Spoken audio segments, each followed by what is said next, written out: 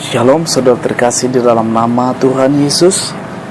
Saudara terkasih, saat ini kita akan mendengarkan firman Tuhan yang tertulis di dalam Roma 12 ayat yang ke-12. Begini firman Tuhan: bersukacitalah di dalam pengharapan, bersabarlah di dalam kesesakan, bertekunlah di dalam doa.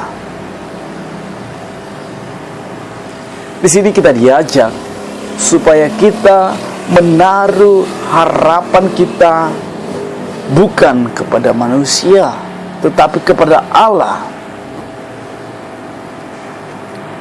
Kenapa begitu?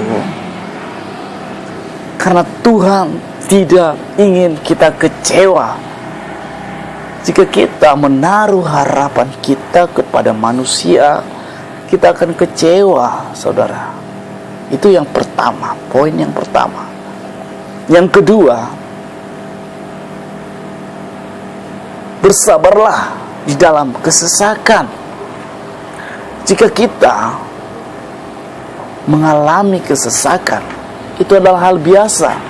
Semua manusia, baik yang percaya maupun tidak percaya, ada waktunya mengalami kesesakan. Itulah namanya hidup di dunia. Jangan khawatir, ya. Kita akan bahas dengan kesesakan ini. Ada 3 poin yang harus kita bahas, ya. Yang poin pertama tadi, kita harus menaruh harapan kita kepada Tuhan, jangan kepada manusia, supaya kita tidak kecewa. Yang kedua ini, kita harus sabar di dalam menghadapi kesesakan. Tapi pertanyaannya, cukupkah hanya dengan sabar? Makanya ada manusia, aku sudah terlalu sabar nih, kan? Banyak orang di sini. Bukan, saudara, ada solusi lagi. Saat kita merasakan kesesakan, kita mengalami pencobaan, kita menghadapi tantangan, apa solusinya? Anda ingin tahu? Jangan kemana-mana. Ya, ini langsung aja, gak usah jangan kemana-mana. Mari kita buka Alkitab kita, Mazmur 18 ayat yang kelima. Ini jawabannya. Dalam kesesakan aku telah berseru kepada Tuhan. Tuhan telah menjawab aku dengan memberi kelegaan. Jelas saudara? Saya akan jelaskan ayat ini. Maksudnya, saat kita mengalami kesesakan, hanya satu yang kita lakukan, yaitu berseru kepada Tuhan. Berseru kepada Tuhan. Contohnya gini, biar Anda menangkap, ya. Ada seorang yang baru tahu berenang, ya. Dia berenang ke kolam renang atau ke sungai, ya. Dia berenang, dan suatu saat dia mau tenggelam. Apa yang dia lakukan? Pasti dia langsung mengangkat tangannya dan berseru, kan? Tolong. Dan pasti juga manusia yang mendengarkannya pasti menolong dia. Apalagi Tuhan, saudara. Jika kita berseru kepada Tuhan, di saat kita mengalami kesesakan, pasti Tuhan tidak biarkan kita tenggelam di dalam kesesakan itu. Manusia aja langsung menolong, apalagi Tuhan yang jauh lebih baik, yang tidak terselami baiknya, perbedaannya dari manusia. Kebaikannya katanya dari dasar laut ke langit, perbedaannya dari dasar laut ke langit. Makanya saudara, jika kita mengalami kesesakan, kita mengalami pencobaan, jangan langsung galau, jangan langsung putus asa, ya. Banyak orang putus asa karena tidak tahu hal ini. Bersukacitalah Anda tahu dengan hal ini, sehingga suatu saat, mungkin saat ini Anda tidak belum mengalami kesesakan, tapi suatu saat, ya, kesesakan bukan datang hanya sekali, saudara. Mungkin aku udah pernah merasakan kesesakan gitu kan, berarti gak lagi, oke, gitu kan. Tidak, pasti akan terjadi lagi. Tapi kesesakan itu kan tidak memandang waktu, atau tidak memandang, contohnya minum obat 2 kali sehari, atau sekali sebulan, atau sekali setahun, bukan, saudara, ya. Bahkan sebelum selesai pun kesesakan, datang lagi kesesakan, ya. Makanya ada nyanyian, mengapakah harus terjadi di dalam kehidupan ini satu perkara yang tak dapat ku mengerti. Satu perkara belum siap, datang lagi perkara lagi. Itu mungkin terjadi, ya. Itu tidak perlu kita khawatirkan. Yang penting kita tahu hal ini. Jika kesesakan datang ke hidup kita, pencobaan datang melanda hidup kita, cepat-cepatlah berseru kepada Tuhan.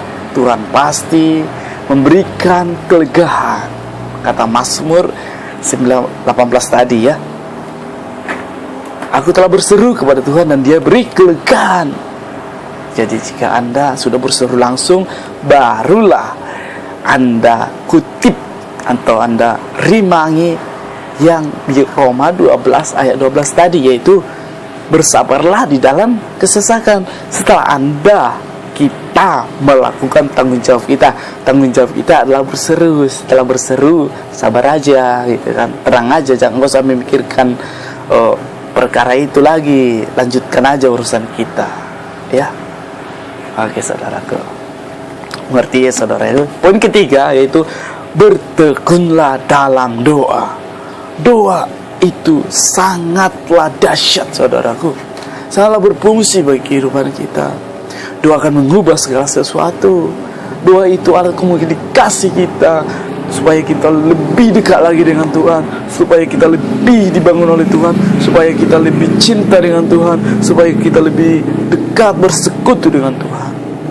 Jadi saudara, kita harus selalu berdoa, bertekun di dalam doa. Berdoa ya, berdoa, saudaraku, ya. Kita harus berdoa, bangun pagi berdoa, ya. Kita tidak ada jadwal berdoa, contohnya berdoa jam 6, berdoa jam 11, berdoa, bukan. Tapi bukan berarti kita tidak dikasih jadwal, kita suka-suka hati atau sekali sehari. Tapi berdoalah serindu-rindunya, berdoalah sehaus-hausnya. Saya tidak menentukan, saya nggak mau menentukan, ya, karena di Alkitab ada ditentukan waktu-waktu berdoa, contohnya berdoa ini. Tapi sehaus-hausnya aja, serindu-rindunya. Kalau bisa sebutuh-butuhnya, kita harus butuh doa, ya. Doa itu membangun kita, saudara. Jadi itulah 3 poin menjalani kehidupan, supaya kehidupan kita bisa kita nikmati, saudaraku, ya.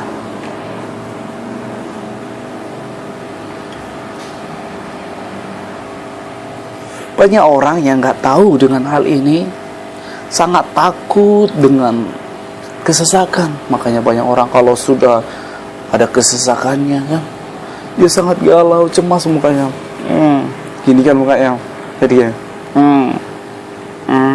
Contohnya diajak pun kan, contohnya kita sentuhan,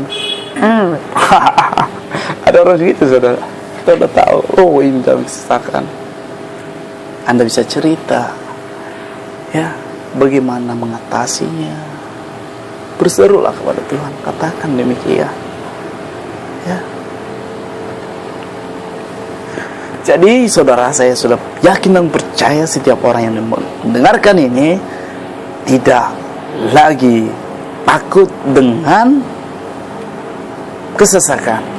Anggaplah kesesakan itu, anggaplah pencobaan itu suatu pekerjaan Anda di dalam pribadi Anda. Maksudnya apa?